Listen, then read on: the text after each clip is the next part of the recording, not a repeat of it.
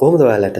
ඉතින් අද මම කියන්න යනවා ඔමානයිසේෂන් තියෙද්දිත් ඔමානිකරණය තියෙද්දිත් ඔමාන් වල ඔයාට ලබා ගන්න පුළුවන් ජොබ්ස් මොනවද කියලා. ඒ කියන්නේ 2 years job visa සමග වීසා එකක් එක්ක ලබා ගන්න පුළුවන් ජොබ්ස් මොනවද කියලා අපි බලන්න යනවා.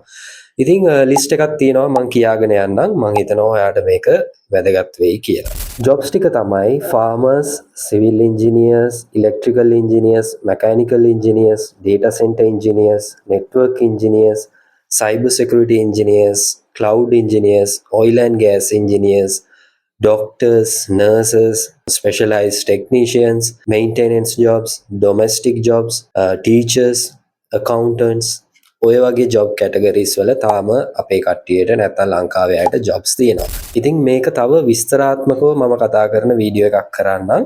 ඕගලන් ඒ වීඩියෝ එක අවශ්‍ය නම් මට අනිවාර්යෙන් මේ වීඩියෝ එකට කමෙන්ට් එකක් දාන්න. ඒ වගේම ඔයාට දැනගන්න ඕන ජොබ් කැටගරි එක මේකෙන් නැත්තම් ඔයාට පුළුවන් කමෙන්ට් එකක් දාන්න. මම ඒක ගැනත් හොයලා බලලා කියන්න. ඔයාට ඔමානයේ තියෙන ජොබ්ස් ගැන දැනගන්න අවශ්‍ය නම් තව විස්තර ඕනේ නම් අනිවාර්යෙන් මගේ channel එක subscribe කරන්න. මම TikTok, Facebook, YouTube හැම එකේම ඉන්නවා. ඔයාට පුළුවන් මාව follow කරන්න.